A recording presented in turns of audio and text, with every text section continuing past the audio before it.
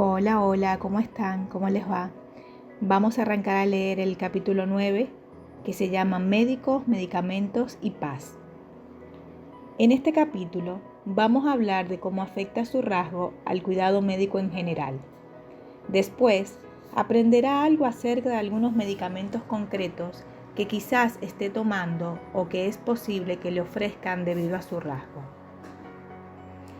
¿De qué modos influye su rasgo en la atención médica? 1. Usted es más sensible a las señales y a los síntomas corporales. 2. Si no lleva una vida adecuada a su rasgo, desarrollará más enfermedades relacionadas con el estrés y o psicosomáticas. 3. Usted es más sensible a los medicamentos. 4. Usted es más sensible al dolor. 5. Se activará más, entre paréntesis, normalmente se sobreactivará ante entornos, procedimientos, exámenes y tratamientos médicos. En entornos de atención sanitaria, su profunda intuición no puede ignorar la sombría presencia del sufrimiento y la muerte de la condición humana. Y dado todo lo anterior, además del hecho de que la mayoría de los profesionales médicos no son paz, sus relaciones con ellos serán normalmente problemáticas. La parte buena es que usted toma conciencia de los problemas antes de que vayan a más, y también que es usted consciente de lo que puede ayudarlo. Como ya le dije en el capítulo 4, los niños altamente sensibles que no viven bajo estrés disfrutan de una buena salud poco habitual. En un estudio de largo alcance de adultos que habían sido concienzudos y escrupulosos en la infancia, algo que es cierto en la mayoría de las PAS, se descubrió que eran inusualmente sanos como adultos, pero este no era el caso en adultos tímidos. Esto sugiere que las PAS son capaces de una excelente salud, aunque tienen que esforzarse en su vida social y calmar sus incomodidades sociales para llevar la vida reconfortante y libre de estrés que necesitan. Pero vamos a hablar de los problemas implícitos en la lista del principio, pues son los que más le preocupan a usted. Ser especialmente consciente de las señales físicas sutiles significa que usted está condenado a tener falsas alarmas. Esto no debería ser un problema. Uno va al médico y pregunta y punto. Si, con todo, no queda convencido, busque una segunda opinión. Pero a veces no es tan sencillo, ¿verdad? El médico puede estar muy ocupado y ser un tanto insensible a las personas durante unos días. Normalmente, usted entra en su consulta un poco nervioso o sobreactivado. Usted ha tomado conciencia de algo pequeño, pero le preocupa o de lo contrario no habría pedido ayuda.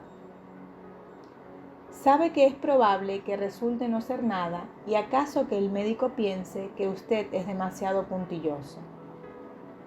Y usted sabe que resultan obvias tanto su sensibilidad ante lo sutil como su sobreactivación debido a la incomodidad social anticipada. Al mismo tiempo, el médico participa del sesgo cultural que malinterpreta su rasgo como timidez e introversión y de ahí como no tan sano mentalmente.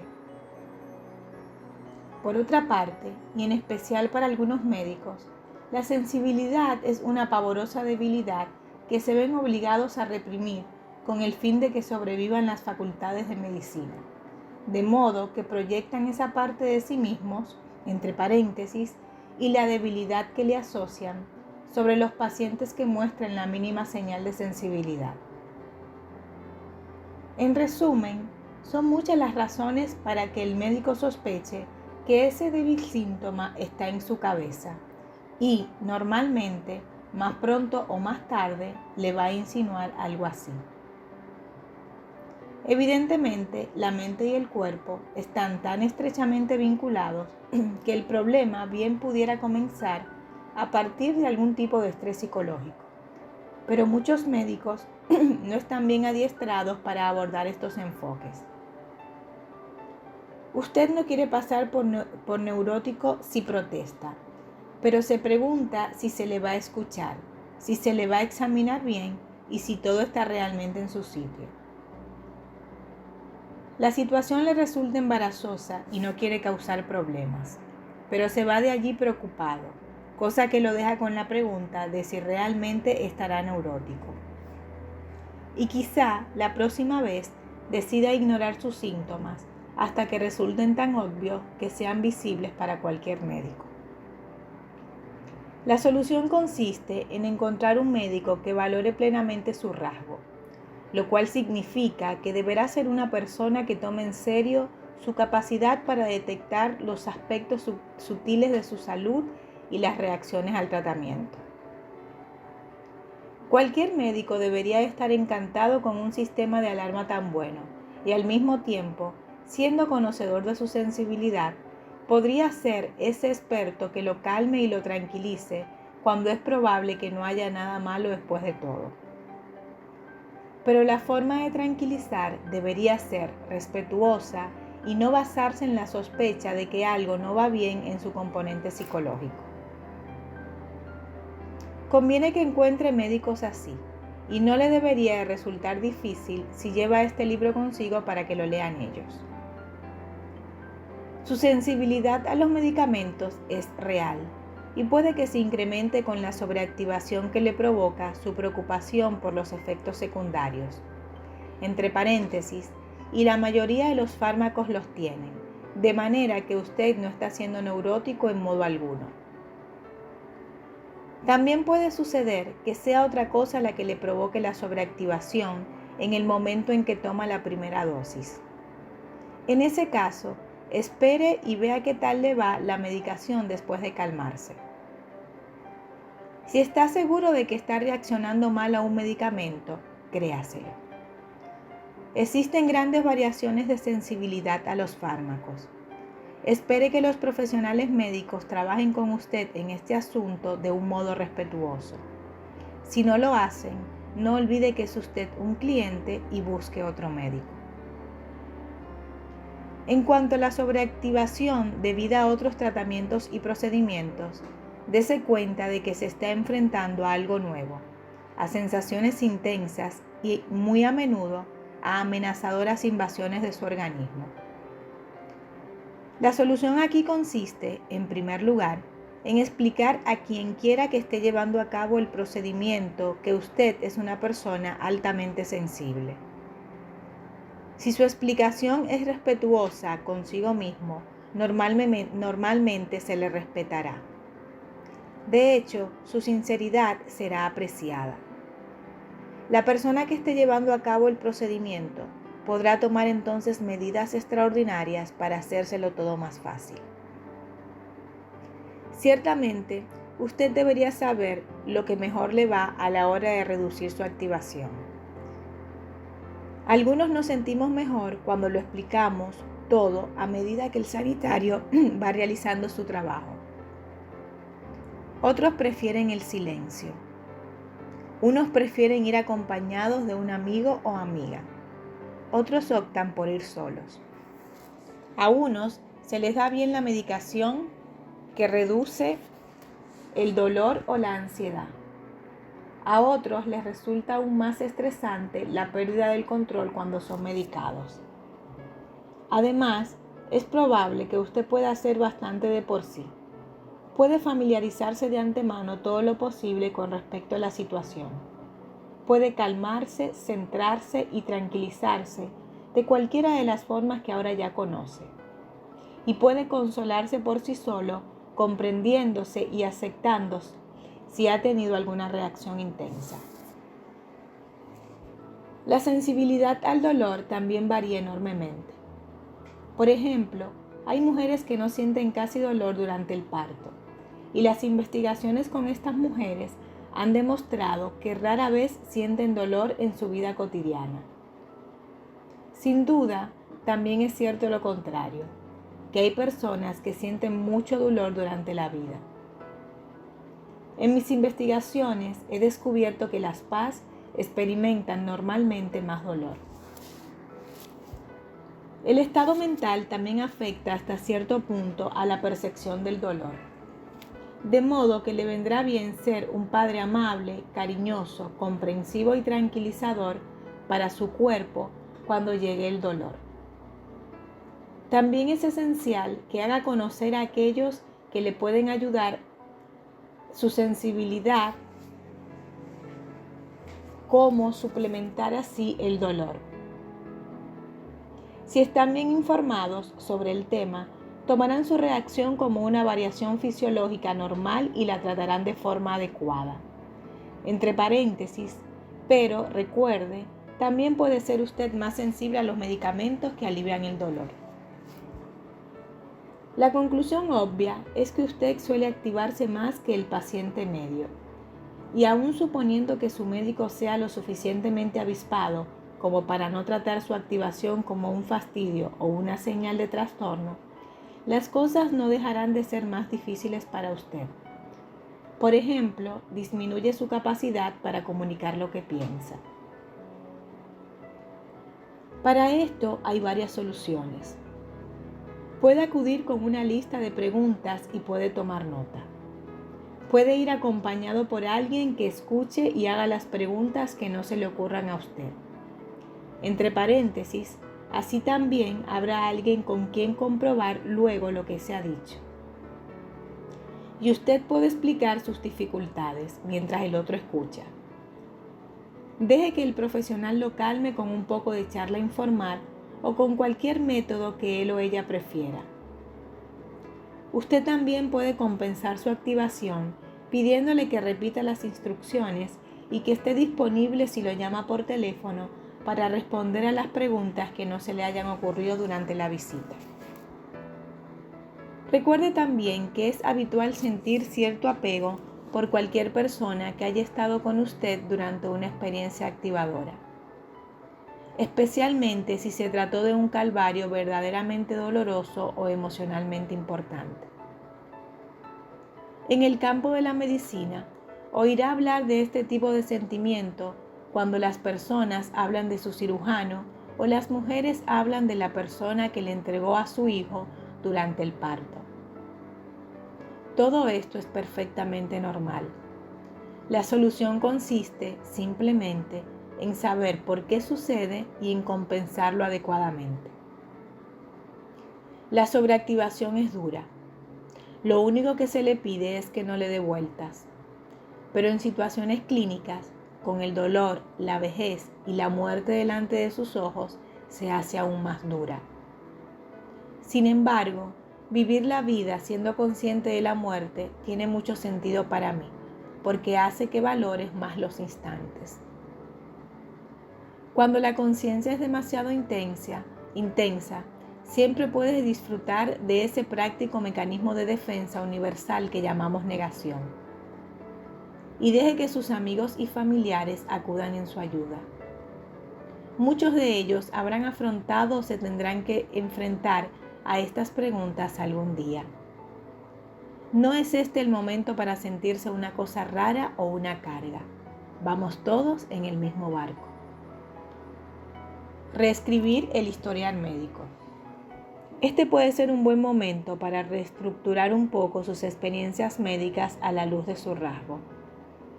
Recuerde entre 1 y 3 experiencias significativas de enfermedad y de atenciones médicas, especialmente experiencia de hospitalización o de infancia. Después, siga los 3 pasos que ya conoce. Primero, piense en cómo entendió siempre esas experiencias, probablemente desde la perspectiva de las actitudes de la profesión médica. Entre paréntesis, que es usted demasiado sensible, que es un paciente difícil, que se imagina su dolor y que está neurótico. Luego, considere estas experiencias a la luz de lo que ahora sabe acerca de su rasgo. Y por último, piense si hay algo que hacer al respecto debido a su nueva visión de las cosas, como buscarse otro médico o dejarle este libro al que lo atiende ahora. Por otra parte, si ha sido esto un aspecto problemático de su vida, échele un vistazo a una vía práctica en el trato con los profesionales de la medicina.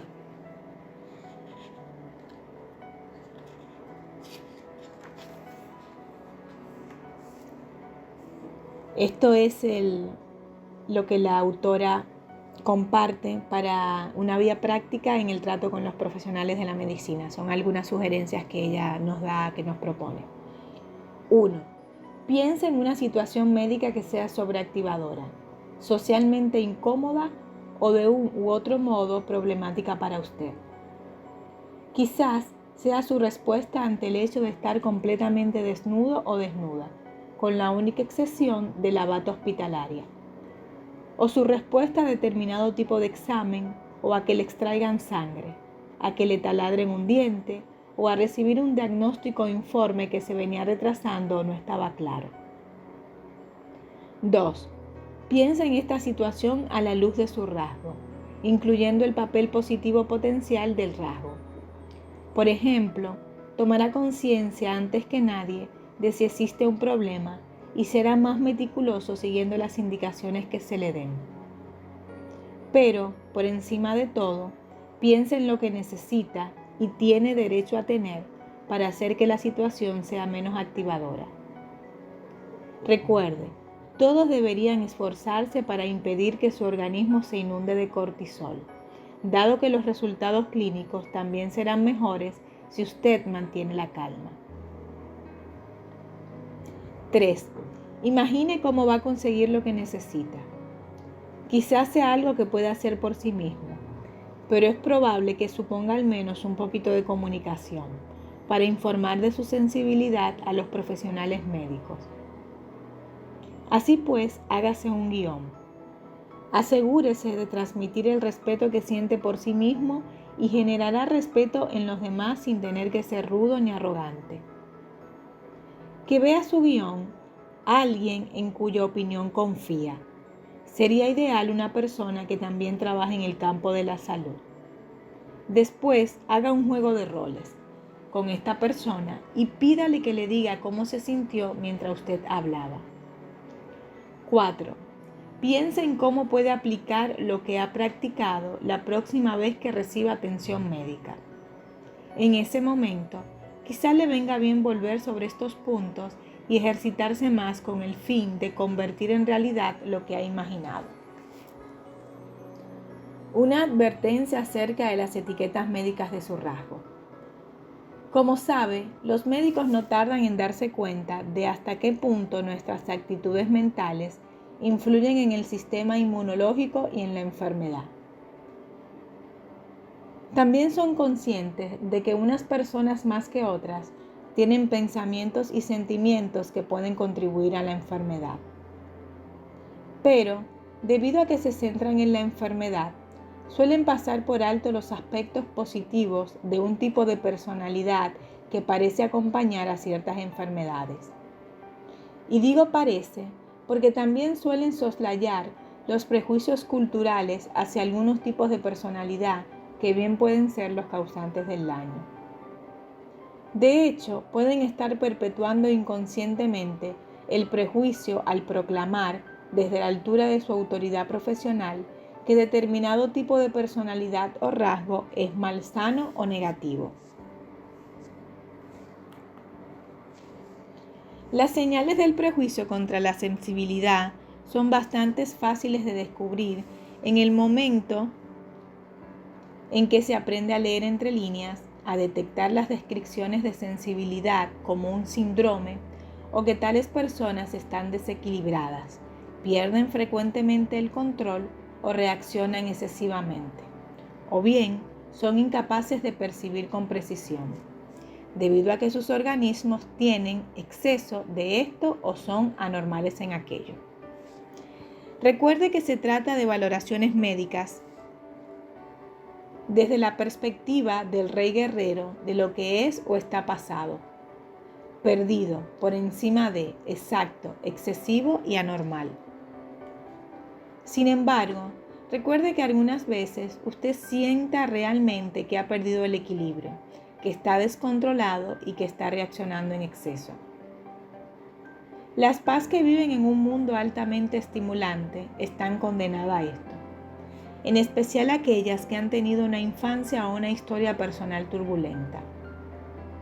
En tales circunstancias, por favor, deje que los profesionales de la salud le echen una mano con la medicación, aunque lo hagan al modo del rey guerrero.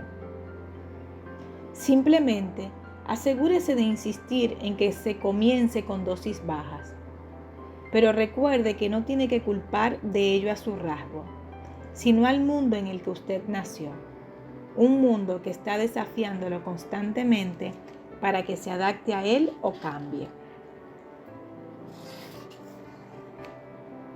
¿Para qué tomar Prozac y otros fármacos? Le he sugerido varias veces que le hable de su rasgo a los profesionales de la salud que lo atiendan.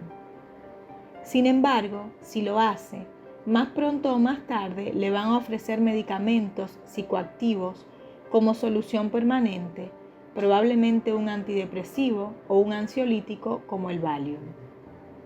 De hecho, es muy probable que muchos de ustedes ya hayan probado estos fármacos. Pueden ser muy útiles si se encuentra en plena crisis o necesita un remedio temporal para controlar la sobreactivación y sus efectos, como el insomnio o la falta de apetito.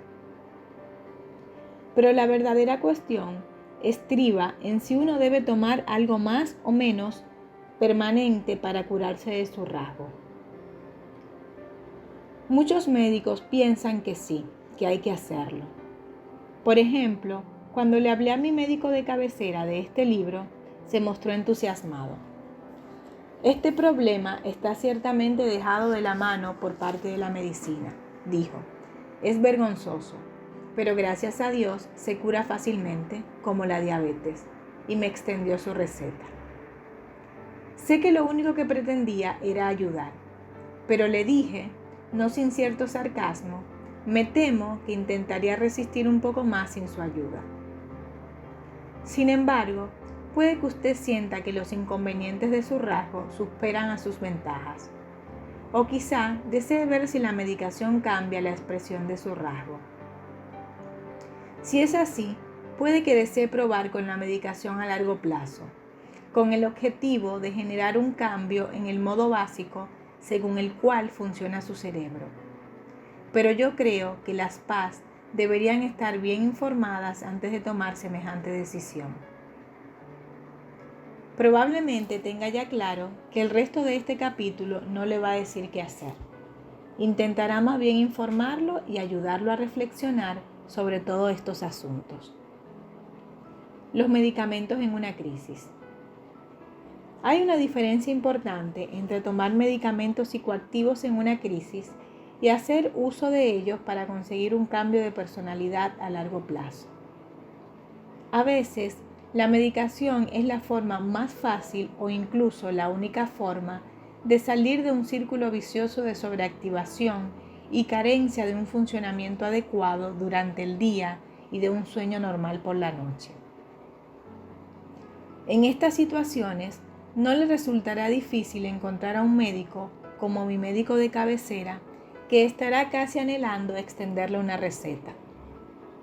O puede que se encuentre con el otro extremo, con un médico que piensa que los estados mentales dolorosos hay que sufrirlos, especialmente si la causa es externa, como el duelo por una pérdida o la ansiedad ante la expectativa del propio rendimiento. Lo mejor que puede hacer es decidir de antemano qué haría usted en una crisis. Después, puede buscar un médico cuya filosofía en lo relativo a medicamentos se adapte a la suya. Si espera encontrarse en medio de una crisis, puede que tanto usted como los que lo rodean piensen que no se encuentra en el mejor estado para tomar decisiones, y así terminará haciendo lo que diga el médico que encuentre más a mano. Medicamentos instantáneos para detener la activación. Existen innumerables fármacos psicoactivos, pero son dos lo que se les suelen dar a las PAS. El primer tipo es el de los fármacos ansiolíticos, de rápida acción, como el Librium, el Valium y el Xanax. Normalmente le dan sueño, lo cual a veces es una ventaja y a veces no, salvo el Xanax. Todos detienen la activación, sin dejar rastro de ella en unos pocos minutos. Entre paréntesis, como ahora ya sabe, La activación no tiene por qué ser ansiedad, de modo que no acepte que lo etiqueten como propenso a la ansiedad. La activación puede ser simplemente sobreestimulación. Muchas personas confían plenamente en estos procedimientos para poder dormir, cuando tienen que rendir en una situación comprometida o en momentos de estrés. Sin embargo, aunque los efectos son efímeros, estos fármacos crean dependencias y se toman durante mucho tiempo. Cada vez que aparece un nuevo medicamento contra la ansiedad, se puede decir que es menos adictivo que sus predecesores, pero es probable que todos los fármacos que nos llevan rápidamente hasta el nivel óptimo de activación, desde una subactivación o desde una sobreactivación, tengan que ser adictivos hasta cierto punto. El alcohol y los opiáceos nos quitan la sobreactivación. La cafeína y las anfetaminas nos sacan de una activación deficiente, y todos son adictivos. De hecho, haremos uso repetidamente de cualquier cosa que resuelva un problema, a menos que los efectos secundarios superen los beneficios. Sin embargo, el cerebro se adapta a las sustancias que afectan a la activación, de manera que usted necesita cada vez más cantidad para conseguir el mismo efecto. Cuando se alcanzan esos niveles, pueden comenzar a dañar diversas partes del organismo, como el hígado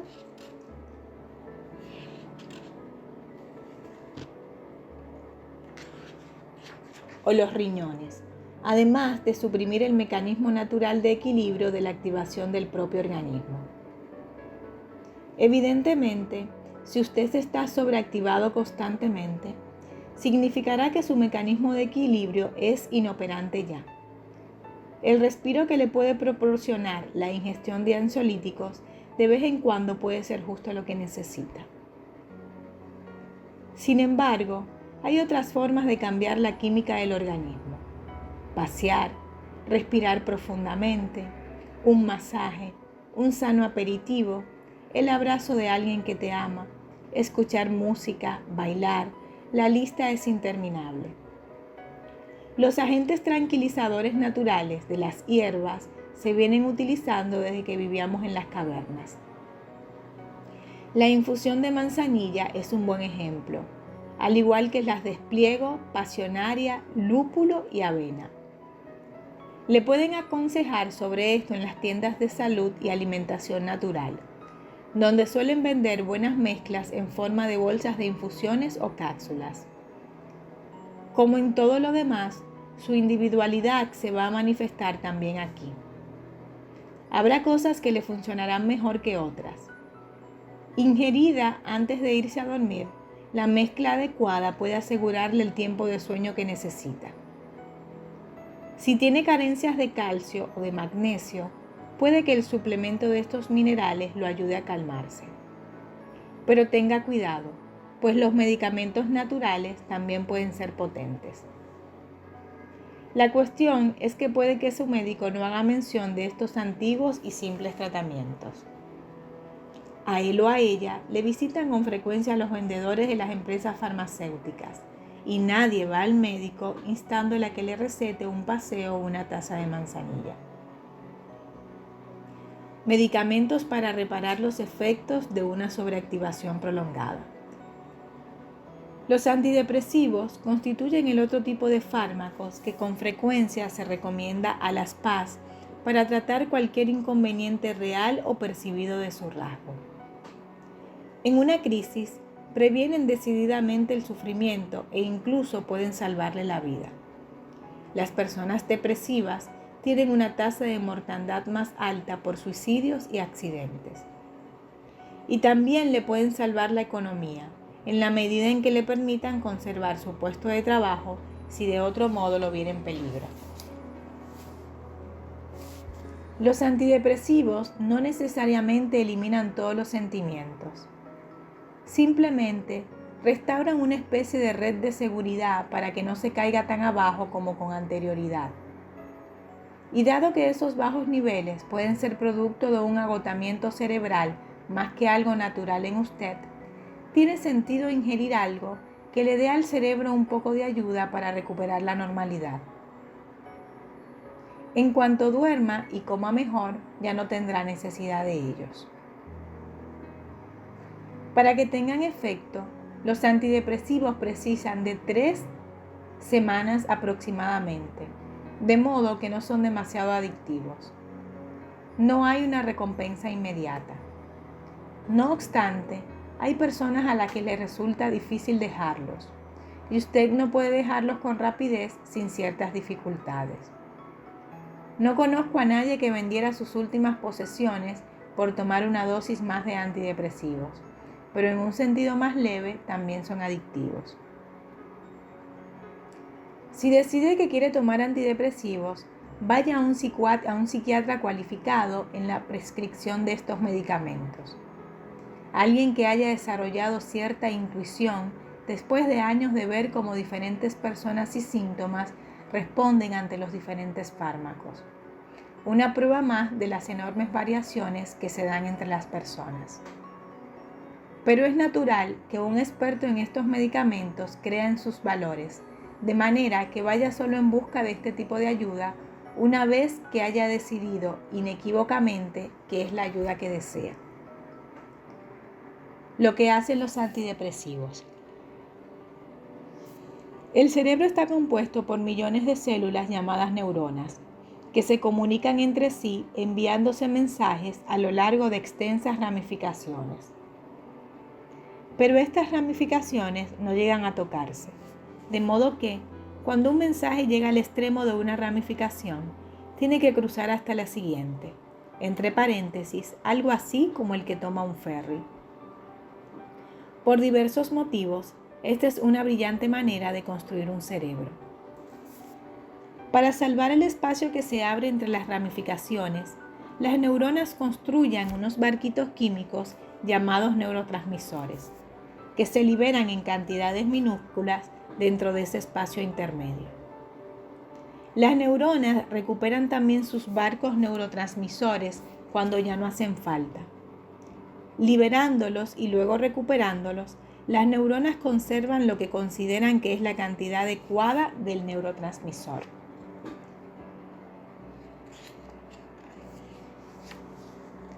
La depresión parece estar causada por la no disponibilidad de determinados neurotransmisores, mientras los antidepresivos se encargan de que haya más de esos neurotransmisores. Pero no lo hacen aportando el neurotransmisor en sí, pues el cerebro está sellado para este tipo de manejos y simplemente no se le puede añadir ese material. Lo que hace el antidepresivo es aportar algo que sí pueda entrar en el cerebro y engañarlo para que acepte la medicación en lugar de los neurotransmisores, poniendo así en circulación más de estos. Pero las cosas son aún más complicadas. Lo que probablemente sucede es que hay personas que desarrollamos demasiados receptores de neurotransmisores. Entre paréntesis, puede ser uno de los motivos por los que somos tan sensibles a los estímulos. De manera que acabamos antes con los neurotransmisores. Los receptores extras se desarrollan probablemente durante épocas de estrés o de sobreactivación prolongada. Otro efecto que los antidepresivos es que reduce el número de receptores, lo cual parece ser el motivo para que tengan efecto al cabo de 2 o 3 semanas, pues hace falta tiempo para eliminar los receptores. O puede que no sea esto lo que hace el cerebro. En realidad, nadie conoce los detalles. Volveremos a este punto dentro de un momento. ¿Se ha preguntado usted por qué la sobreactivación prolongada lleva a la depresión o puede ser aliviada con antidepresivos? Cuando una persona sufre estrés durante mucho tiempo, entre paréntesis, está sobreactivada, desciende la cantidad de determinados neurotransmisores. Entre paréntesis, otras cosas, como ciertos virus, también hacen descender la tasa de estos importunos jugos cerebrales.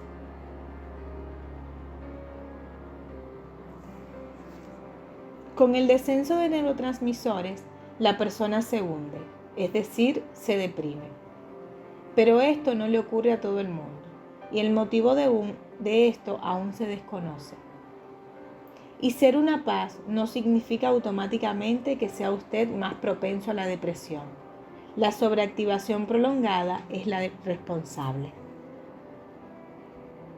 Voy a leer nuevamente este párrafo porque me equivoqué acá en una palabra que es fundamental. Dice: ¿se ha preguntado usted por qué la sobreactivación prolongada lleva a la depresión o puede ser aliviada con antidepresivos? Cuando una persona sufre estrés durante mucho tiempo, entre paréntesis, está sobreactivada, desciende la cantidad de determinados neurotransmisores. Entre paréntesis, otras cosas, como ciertos virus, también hacen descender la tasa de estos importantes jugos cerebrales. Con el descenso de neurotransmisores, la persona se hunde, es decir, se deprime. Pero esto no le ocurre a todo el mundo, y el motivo de esto aún se desconoce. Y ser una paz no significa automáticamente que sea usted más propenso a la depresión. La sobreactivación prolongada es la responsable.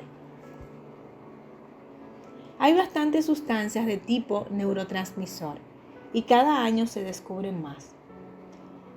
Durante mucho tiempo, los antidepresivos que había en el mercado actuaban sobre varios neurotransmisores.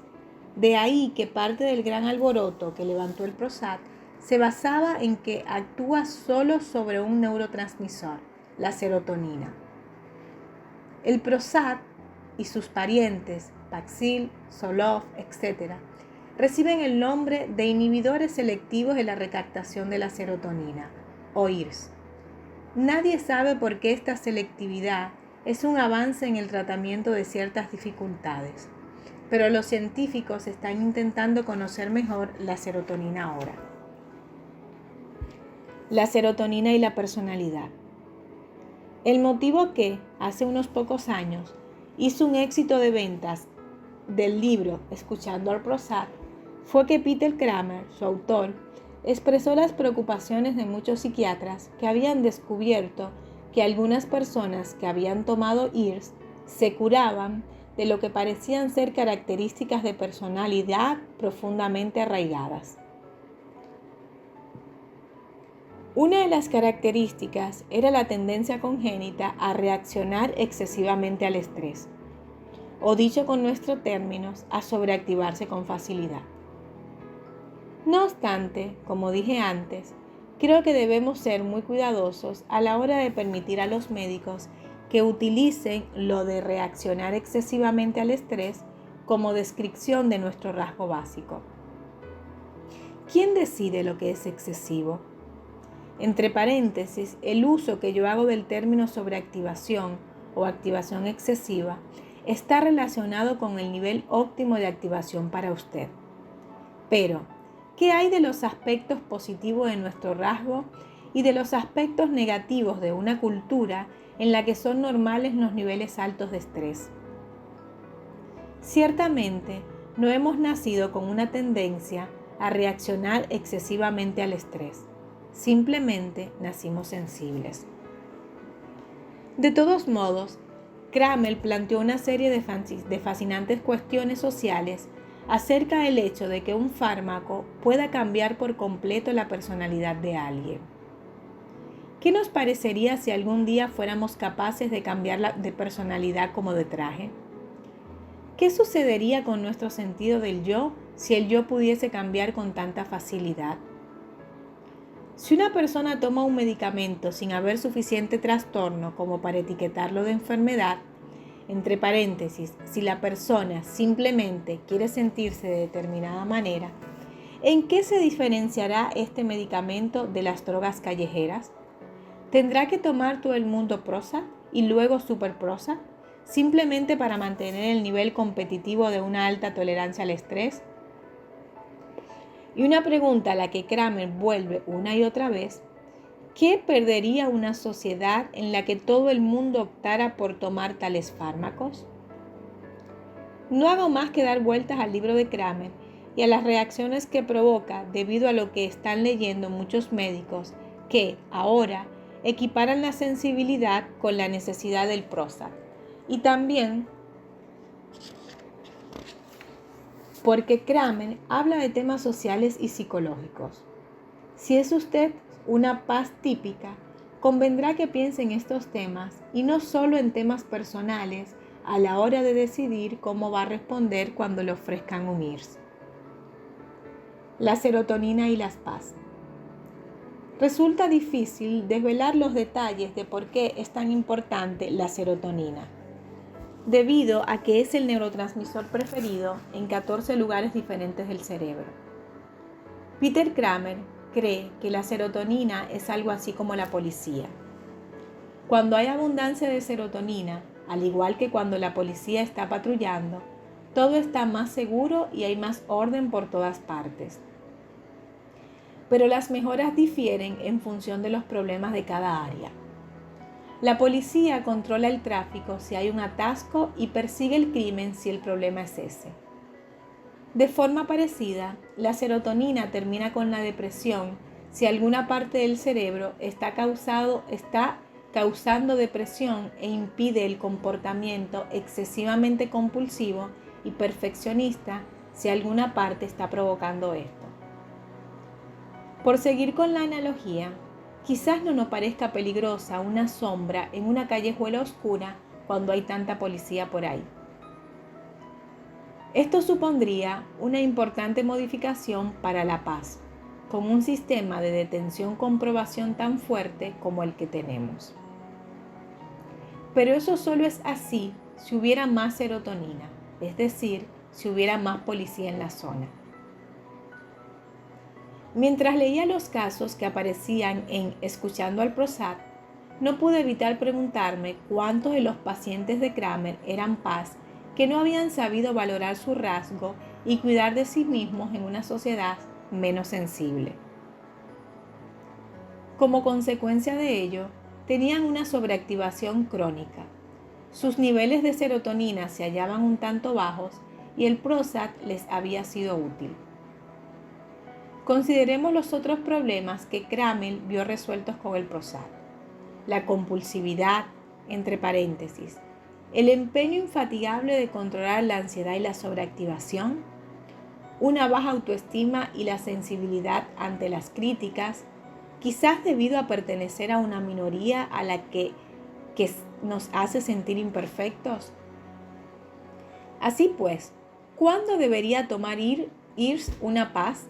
Si es que debería hacerlo, con el fin de cambiar sus arraigadas características de personalidad. Eso depende en gran medida de la relación exacta entre la serotonina y nuestro rasgo. Pero aún es prematuro afirmarlo con seguridad. Entre paréntesis, y cuando haya más respuestas, tenga cuidado con todo aquello que no parezca complicado o que se le aplique a todo el mundo. Mientras tanto, algunas pistas sugieren que, una vez más, todo depende de su sobreactivación, si es crónica o no y hasta qué punto lo es. Hay monos que nacen con cierta tendencia a detenerse para comprobar todo lo que ven u oyen que les pueda resultar nuevo. Ese es nuestro mismo rasgo, desprovisto aquí de sus ventajas humanas, una profunda comprensión del pasado y del futuro, y una mayor capacidad para controlar nuestra detención para comprobar si así lo decidimos. Estos monos se comportaban como los demás monos la mayor parte del tiempo, pero de jóvenes eran más lentos a la hora de explorar y mostraban una tasa cardíaca más alta y más variable, y niveles más altos de hormonas de estrés. Se parecen mucho a los niños de los que hablaba Sharon Kagan en el capítulo 2. Pero obsérvese que en este punto no tienen menos serotonina. Las diferencias más grandes aparecen cuando estos monos se hallan sometidos a un alto estrés, entre paréntesis sobreactivados, durante un tiempo prolongado. Entonces, comparados con los otros monos, estos monos más reactivos parecen ansiosos, deprimidos y compulsivos. Si se les perturba repetidas veces, mostrarán estas conductas con mayor frecuencia y es en este punto donde sus neurotransmisores descienden. Estas conductas y estos cambios físicos aparecen también en cualquier mono traumatizado en la infancia al ser separado de la madre. Curiosamente, al ser traumatizado, lo que aumentan son las hormonas del estrés como el cortisol. Pero, con el tiempo, especialmente con otros factores generadores de estrés, como el ser aislado, los niveles de serotonina descienden. Más tarde, los monos parecen ser más reactivos de forma permanente. De lo que debemos percatarnos en estos dos estudios es que lo que genera el problema es la sobreactivación crónica, el estrés o el trauma de la infancia, no el rasgo congénito. Entre paréntesis, ya lo vimos en el capítulo 2.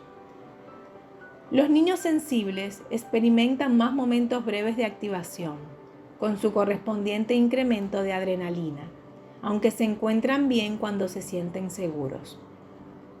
Pero cuando un niño sensible se siente inseguro, o cuando cualquier niño se siente así, la activación a corto plazo se convierte en activación a largo plazo o prolongada, con su correspondiente incremento de cortisol. Y con el tiempo, la serotonina se agota también, según indican los estudios con los monos. Esta investigación es importante para las PAS. Establece de forma muy concreta por qué necesitamos evitar la sobreactivación crónica. Si fuimos programados en nuestra infancia para sentirnos amenazados por todo, entonces tendremos que hacer un trabajo interior, normalmente en terapia, que cambie esa programación, aunque eso pueda llevarnos años. Kramer cita evidencias que indican que puede desarrollarse una susceptibilidad permanente a la sobreactivación y la depresión, y que se puede causar un verdadero daño si los niveles de serotonina no vuelven a la normalidad. Así pues, conviene que estemos seguros y descansados, además de fuertes en serotonina. Esto nos pondría en disposición de disfrutar de las ventajas de nuestro rasgo, de la apreciación de lo sutil. Y esto significa que los inevitables momentos de sobreactivación no nos lleven a un incremento de cortisol durante días y a un descenso de serotonina durante meses y años. Si hemos agotado la serotonina, aún podremos corregir la situación, pero supondrá tiempo y puede que venga bien utilizar durante un tiempo algún medicamento que nos ayude a llevar a cabo esta corrección. La serotonina y el hecho de ser víctimas. Otro detalle que conviene que conozca es que los monos dominantes, al menos los de especies muy proclives a la dominancia, tienen más serotonina. El mero hecho de incrementar la serotonina en un mono de este tipo le hace dominante sobre sus semejantes a los que se ha dado un fármaco que hace descender el nivel de serotonina. Y si se pone a un mono de este tipo en la cúspide de una jerarquía dominante, aumenta también la serotonina de su cerebro. Si se le aparta de ese estatus, desciende la serotonina. He aquí otra razón por la cual es posible que los médicos aumenten su nivel de serotonina, para ayudarlo a ser más dominante y a tener éxito en una sociedad orientada a la dominancia. Ciertamente, no me gusta equiparar a los monos tímidos con los seres humanos altamente sensibles, que se diferencian en que tienen más precisamente de los que nos hace humanos a los humanos, entre paréntesis, previsión, intuición e imaginación. Pero si las PAS son propensas a agotar su serotonina, yo tendré que preguntarme cuál es la causa de eso. Parece que existe la suposición de que somos menos dominantes porque tenemos niveles bajos de serotonina. Pero puede ser que al menos en alguno de los casos, la reducción de serotonina se deba a esa sensación de ser imperfectos, de hallarse abajo en la jerarquía de dominancia. ¿No podría ser que el bajo nivel de serotonina, la depresión y todo lo demás que surge a partir del estrés pueda deberse al hecho de que nuestra cultura reprime a las PAS? Piensa en cuáles pueden ser los niveles de serotonina de los niños tímidos y sensibles.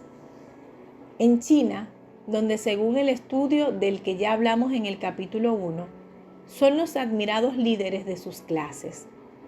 Imaginen los niveles de serotonina de sus homólogos en Canadá, que se encuentran en el nivel más bajo de la jerarquía en la clase. Puede que no necesitamos Prozac, quizás lo que necesitamos es respeto. ¿Debería intentar cambiar su rasgo con un IRS? Me gustaría tener datos sobre los efectos de estos medicamentos en paz no deprimidas. Pero sus efectos, entonces, sobre el promedio de paz, seguirían sin decirnos mucho acerca de los efectos que pueden tener en usted.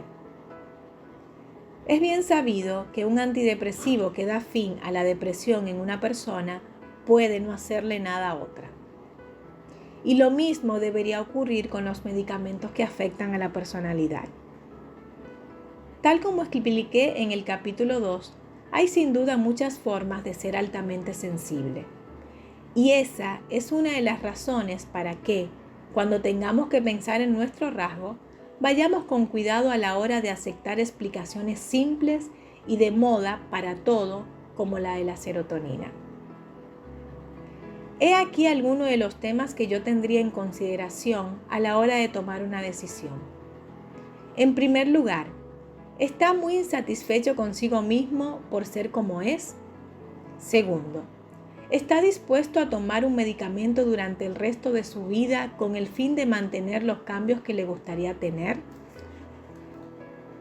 Es una decisión que requiere que se considere con suma atención los potenciales efectos secundarios y los efectos a largo plazo, ninguno de los cuales se conoce todavía, siendo este un fármaco nuevo. El principal efecto secundario es que en al menos un 10 al 15% estos medicamentos se comportan un poco como un estimulante del tipo de las anfetaminas. Entre paréntesis, algo a lo cual quitó importancia el fabricante del Prozac, Eli Lilly.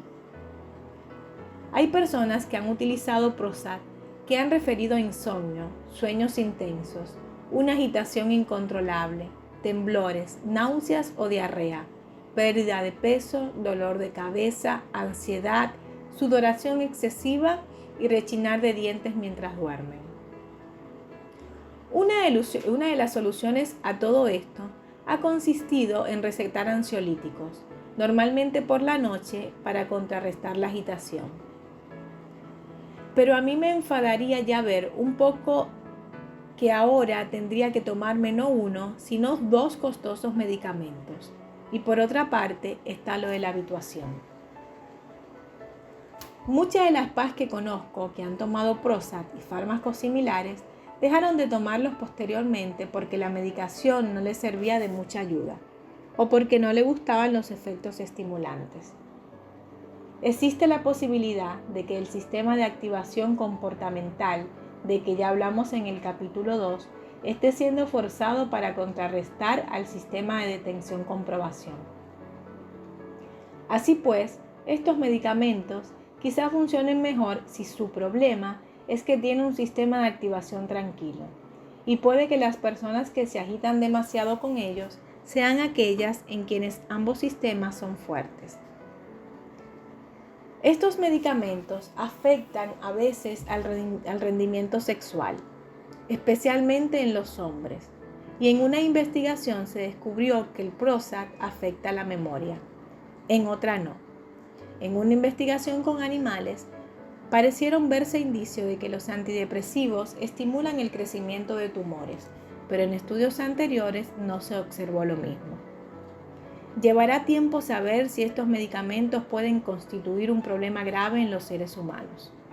Por otra parte, los IRS son muy peligrosos si se mezclan con otros fármacos, especialmente con otros antidepresivos, debido a que el exceso de serotonina es perjudicial e incluso puede causar la muerte. No todo es color de rosa, ¿no? Con todo esto no se pretende asustarlo ni que deje de tomar antidepresivos, en especial si se halla en una crisis. Especial atención acá porque ciertamente sí hay personas que necesitan antidepresivos en determinados momentos. Por supuesto que la terapia y el conocimiento del rasgo ayuda, pero hay momentos en que sí se necesitan. Bueno, continúo con la lectura. Entre paréntesis, sin embargo, por término medio, los antidepresivos más antiguos son igual de eficaces con la depresión.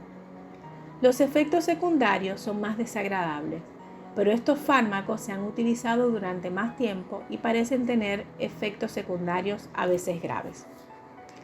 Lo único que quiero es que usted esté bien informado. No le van a contar toda la verdad en escuchando al Prozac. Kramer dejó de hablar deliberadamente de los efectos secundarios del Prozac, pues estaba más interesado en el impacto social de un tipo de medicamento que, supone él, serán liberados con el tiempo de los principales efectos secundarios. Kramer también minimizó las diferencias individuales que podrían llevar a unas pocas personas a sufrir reacciones muy serias. Ni tampoco puede esperar usted que le cuenten cómo los fabricantes de fármacos, que están haciendo mucho dinero con estos medicamentos enormemente rentables, ni los médicos de cabecera, de los que se sabe por las investigaciones que sobreestiman el valor de la mayoría de medicamentos que se publicitan mucho. Incluso la hojita de papel que acompaña a los medicamentos y en la que figuran los efectos secundarios está hecha por las empresas farmacéuticas que obviamente no quieren preocupar a sus consumidores más de lo estrictamente necesario. La sombra del Prozac. Si quiere saber más acerca de la sombra del Prozac, puede leer el libro de Peter y Ginger titulado Talking Back to Prozac. En él ofrecen una perspectiva diferente, si bien a veces excesivamente alarmante, de la industria farmacéutica, que ejerce un papel decisivo en el proceso de aprobación de fármacos en los Estados Unidos.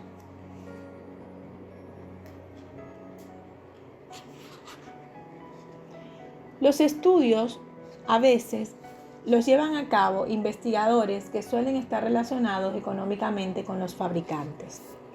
Después de su aprobación, si aparecen nuevos efectos secundarios, a veces las empresas los minimizan como es natural. Si hay un pleito, se resuelve en silencio fuera de los tribunales. De hecho, Eli Lilly se ha ofrecido a pagar los gastos legales de todo médico que sea demandado por negligencia por haber administrado adecuadamente el Prozac. Los Breggin indican también que todas las investigaciones realizadas sobre estos nuevos medicamentos se han hecho sobre su utilización durante unos pocos meses, como tratamiento para depresiones graves. En estos casos, es obvio que el cerebro no se conduce adecuadamente cuando el objetivo es devolverlo a la normalidad.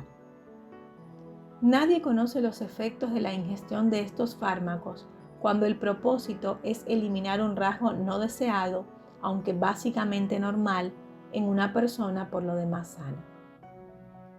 Los antidepresivos no solo aportan algo que falta, les lleva semanas a hacer efecto porque cambian espectacularmente la estructura de las neuronas.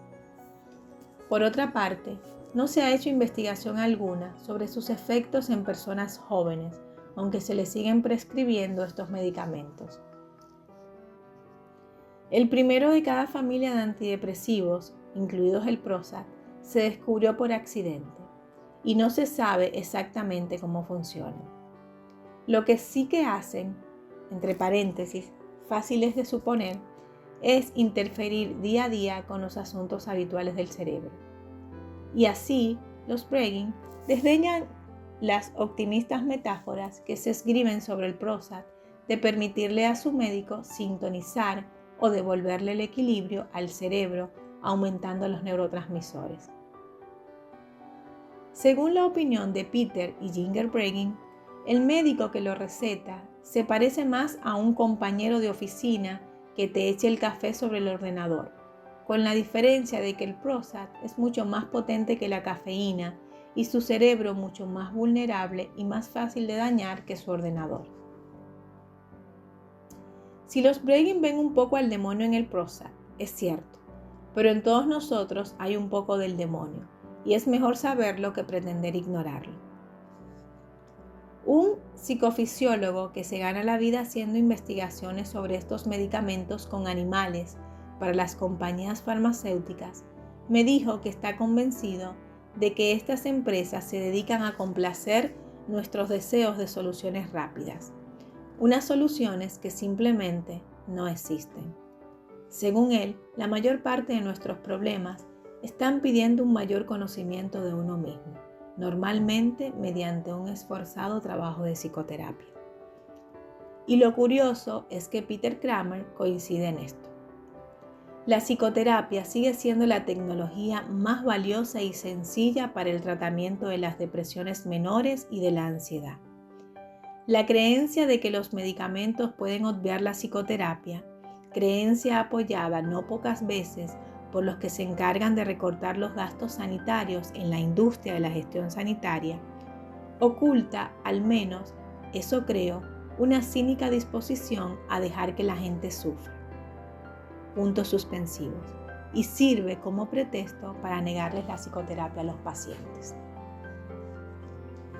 Cuando me puse a mirar los puntos en los que Kramer expresaba su preocupación acerca de una sociedad en la cual se utiliza el Prozac libremente, haciendo a la gente más sosa, más centrada en sí misma y más insensible, tuve que dejar de escribir números de referencias después de llegar al 20.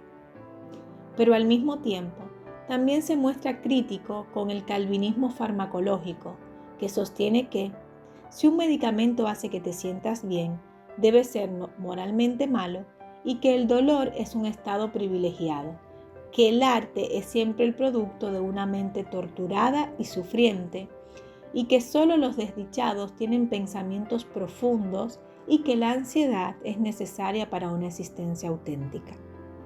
En conclusión, todas estas son importantes cuestiones sociales que nosotras, las PAS, debemos ponderar a la hora de valorar una medicación que no pretendemos usar para salir de una crisis, sino para cambiar nuestro enfoque vital básico y nuestra personalidad.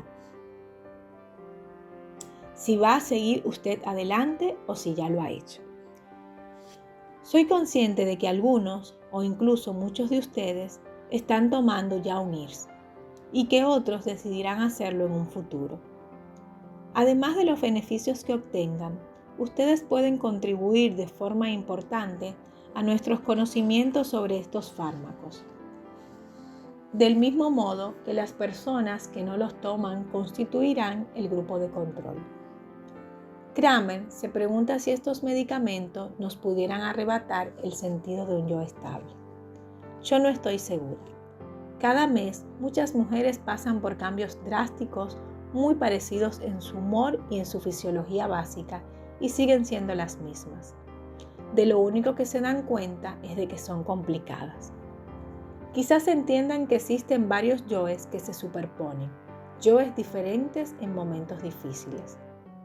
En el caso de la medicación, usted decide qué persona quiere ser. ¿Quién lo decide? Un sólido testigo interno que lo presencia todo. La conciencia de esa parte que usted crecerá como nunca antes lo había hecho. Y usted pensará en la persona que quiere ser y será más libre de elegir que nunca.